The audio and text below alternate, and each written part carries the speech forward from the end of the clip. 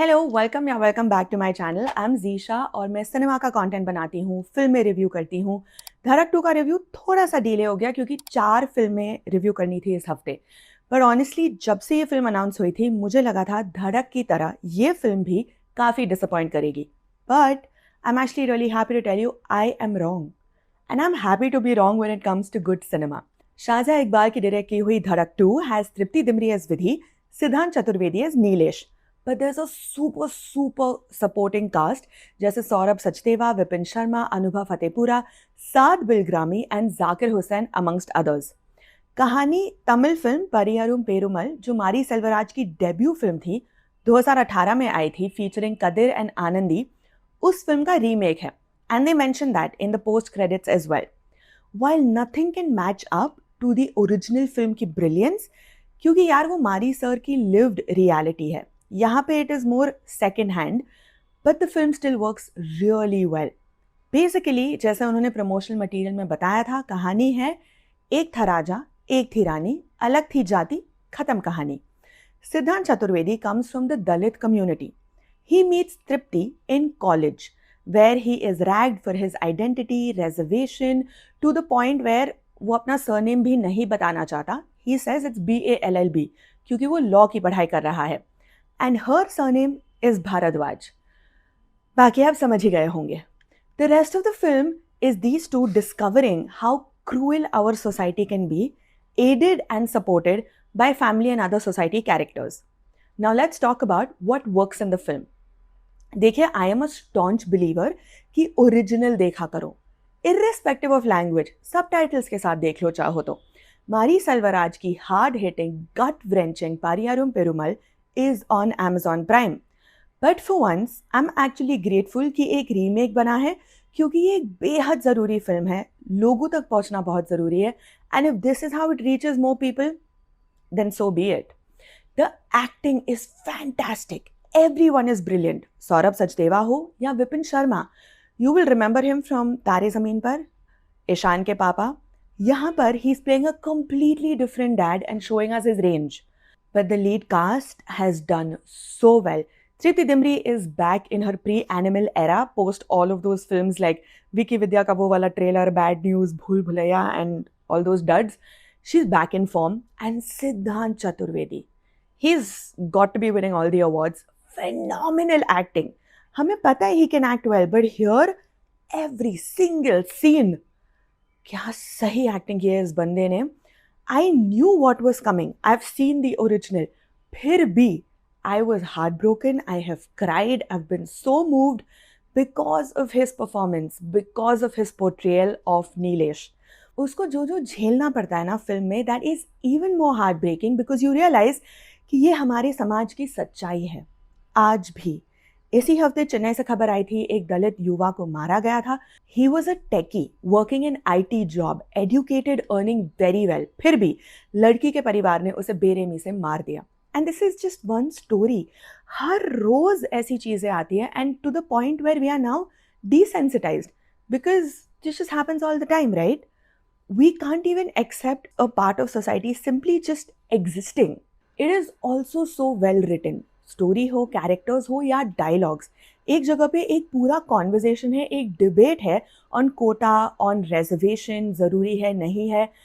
And I love that because people just happily casually discuss all of this on social media, but here बहुत कायदे से logically दोनों sides अपना points present करते हैं। एक जगह पे ही सेज कि मुझे पॉलिटिक्स में नहीं पढ़ना, and his senior tells him politics में तुम उस दिन पढ़ गए जिस दिन तुम पैदा हुए थे।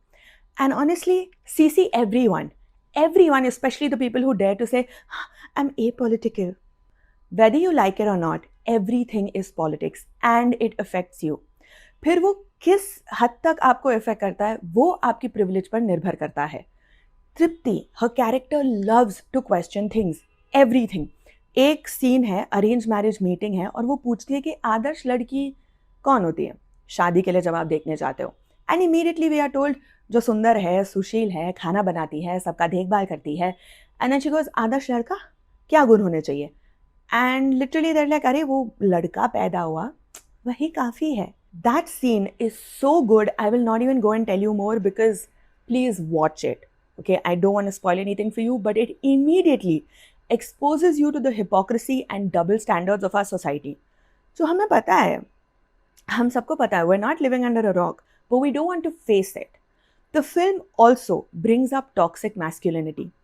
घर पर कैसे लड़की परिवार की इज्जत होल्डर बन जाती है, बट किसी ने हमसे पूछा कि क्या हमें बनना है कस्टोडियन खानदान की इज्जत का? All of these are such important things that we need to talk about and discuss. इन दोनों के बीच का जो रिश्ता भी होता है तृप्ति और सिद्धांत के बीच, and the way it all unfolds is so cute. It is so well portrayed. एक सीन होता है जब वो रोती होती है एंड ये बंदा सिद्धांत का कैरेक्टर जो है, all he does is quietly holds her hand. That's it.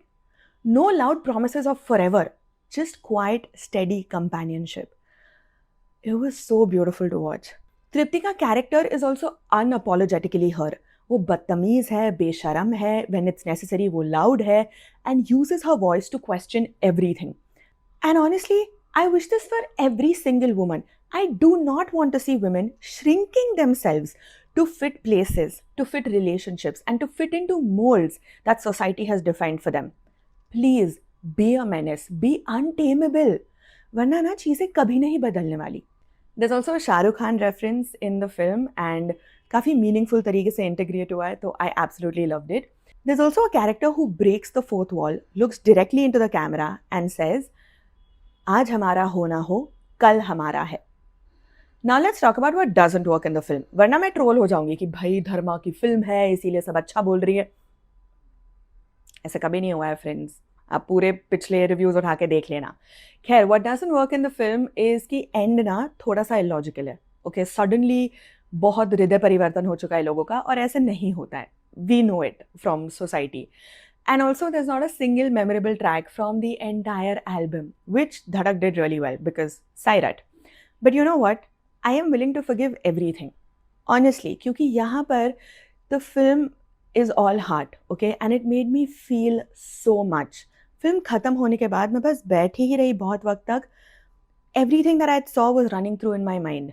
I have cried angry tears. I have felt frustrated. I have felt helpless looking at what he's going through, knowing that that is what happens every day. And I also found myself questioning everything कि what is the point of our existence? क्या मतलब रोज़ उठो, काम करो, bills पे करो, taxes पे करो, ये वरी करो कि अगला प्रमोशन, अगला रेज, अगली क्या चीज़ खरीदे, अगली मील में क्या खाए, क्या बनाए और फिर मर जाए. That is all that is there to our lives. कोई इम्पैक्ट नहीं कर पा रहे, कोई डेंट नहीं कर पा रहे समाज में, कुछ बदल नहीं पा रहे. Just makes me feel like, yeah, we need to go far beyond armchair activism. And I really, really hope that this film earns well. This film is watched by more people. I wish that this film is what Gen Z watches and emulates and glorifies. Not Sayyara. ठीक है, करो वो भी Gen Z, I'll leave you to it. But ऐसी फिल्में देखो, इनसे सीखो, जाके समाज में कुछ बदलाव लाओ. We have hopes from you. Okay? So on that note, that was my review of Dhadak 2 and I definitely feel everyone should watch it. Sad है, रोना धोना है, हाँ, I get it. But कुछ फिल्में ना देखना बहुत ज़रूरी होती है. After you watch the film, you're a slightly better person because of watching that film. On that note, also watch all of Mari Selvaraj's films, ठीक है? इस वीकेंड आपका वही होमवर्क है. मैं अगले वीडियो में मिलती हूँ आपसे, तब तक ख्याल रखना. बाय.